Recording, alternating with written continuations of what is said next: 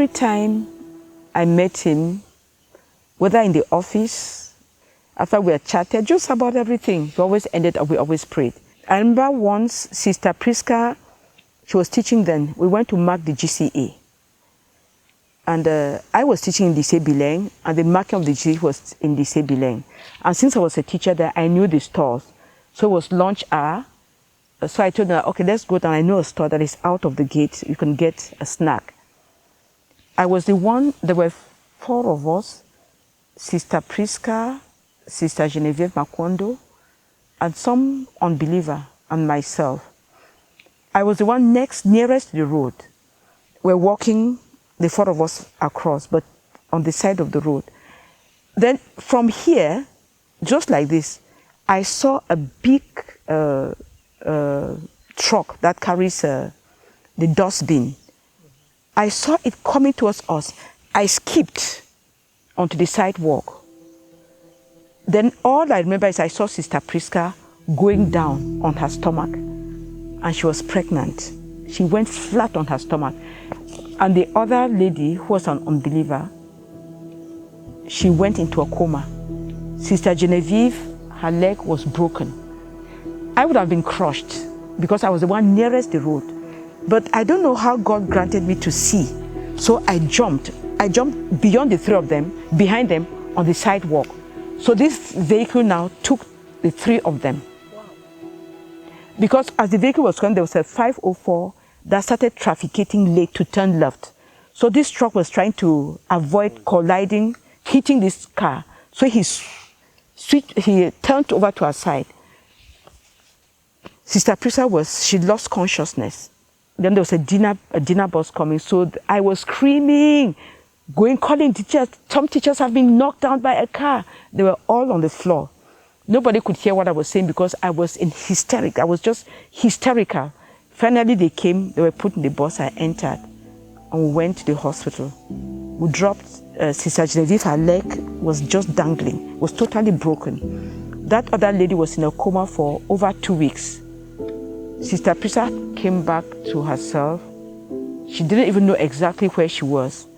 So I immediately took a taxi, went to the department to tell Brazak that I went there. He said, Sister Emilia, they just nominated new ministers. He was talking with his colleagues. I just called and I said, please, Sister Priska just had an accident. She's in the hospital. I told him what had happened. He just bent his head down, walked to his office. I think he went to pray. Then he came back, entered his car and said, let's go. So we went to the hospital. Just to tell that to him, prayer was not So I always observed what he did. He called us to pray at all times. When you see a non-praying leader, you lead a non-praying church. Quand on voit un dirigeant qui ne prie pas, il va diriger une église qui ne prie pas. Like leader, like church. Tel dirigeant, telle église. Une des toutes premières choses que j'ai touchées de lui, après avoir cru, c'était la prière. Parce qu'elle habitait dans un quartier à Yaoundé qu'on appelle Anguissa. Et mon ami dont j'ai parlé au début, on est allé là-bas une fois. C'était juste un simple salon comme ça. Et on est allé pour le saluer, pour voir, il y avait une réunion de prière. Et il se retrouvait souvent là-bas pour prier. Première chose, la prière. C'est maintenant que je vois qu'en fait, c'est ce que j'ai d'abord touché. Et le livre dont j'ai parlé et qu'il m'a donné, c'était pour m'enseigner à prier. Et constamment, on était en train de prier. Constamment.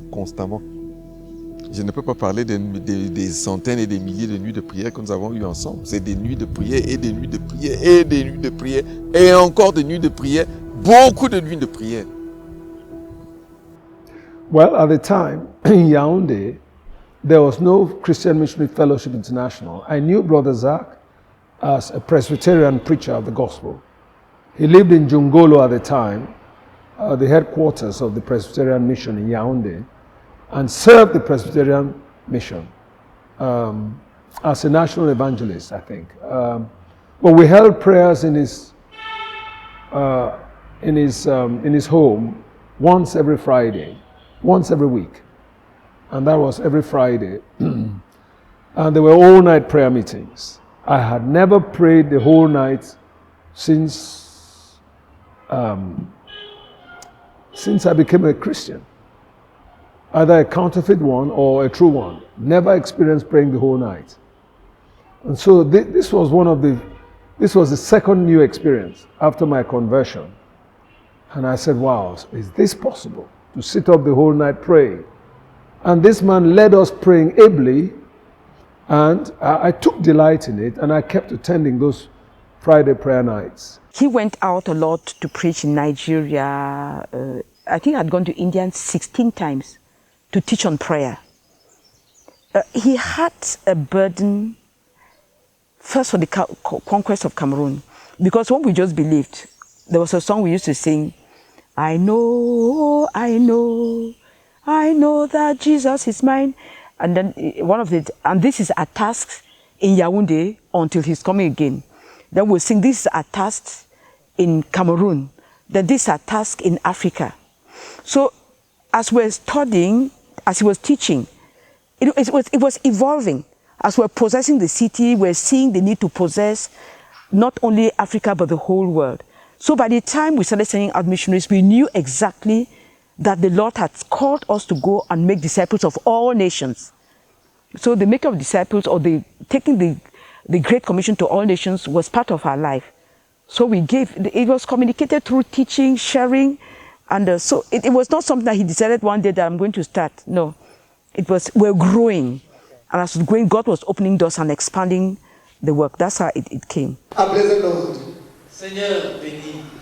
You will that the gospel shall be proclaimed to all nations as a witness. Tu as voulu que l'évangile soit proclamé à toutes les nations en témoignage. Father, we are here. Père, nous sommes ici. In relationship to the proclamation of the gospel in the city. En rapport avec la proclamation de l'évangile dans cette ville. The proclamation of the gospel in this nation. La proclamation de l'évangile dans cette nation. The proclamation of the gospel in the whole continent. La proclamation de l'évangile dans le continent tout entier. And the proclamation of the gospel on planet Earth. Et la proclamation de l'évangile sur la planète Terre. The Lord, the proclamation of the gospel to individuals. Mais Seigneur, la proclamation de l'évangile à des individus. Father, we pray that you will rise in great might. Nous prions que tu te lèves dans une grande And puissance. exalt the Lord Jesus Christ. Et que tu exaltes le Seigneur Jésus. Lord, your son said, Seigneur, ton Fils a dit, that when I'm lifted up, I will draw all men to myself. lorsque je serai élevé, j'attirerai tous les hommes à moi. We plead, O God, Nous plaidons, ô Dieu, that you will draw all men to yourself. que tu attires à toi tous les hommes. Initially, all the prayer, like when he was not there, it's one thing I didn't say. I used to lead the World Conquest prayer nights. Because when he went out on mission, Sister Esther was praying. You know, she would do just to pray, to cover the mission in prayer, to intercede. So I took over the leading of the church. Then the church prayed, carried all the burden. Brazza, when Brazza was coordinating, they carried all the burdens of World Conquest. So I used to lead them, and all the elders were there. Brother Joe was, Brother Emmanuel was, Papa. They sat down where I led them. I used to fast 3 days every week. Every time I had to lead the Thursday prayer night. Because when you have to go and enter into Brazzac's shoes to lead a prayer night, and you're a woman, you better make sure you have weight. So I used to lead those World Conquest prayer nights. He would give me guidelines. I have some of them in my Bible who say, pray for this, pray for that, pray for that, pray for the missionaries, pray for open doors. I will give details of that when I'm talking about how he built me up as a minister of prayer. So he gave clear guidelines. And when he came by, I gave him a report. Most of the time, I prepared what I was going to lead and presenting to him. He would add. Right from the beginning, when we're in what they call the Olobili, we prayed for World Conquest. We prayed for Marwa. We prayed for all the regions. Like the testimony in the book, praying with, the way of victorious praying, where we prayed with him for, 6 months. every night that was a serious school of prayer for me, from 9 a.m. to 3, from 9 p.m. to 3 a.m. Would pray with him. We prayed extensively. Even when we started planting churches in Cameroon through prayer, which is what we did during that, he would take a map, put his hands, and we'll be praying. So when I saw churches springing, I understand, I know where it comes from. You cannot really, we're growing as we're growing, but his life was prayer centered. He's centered on prayer.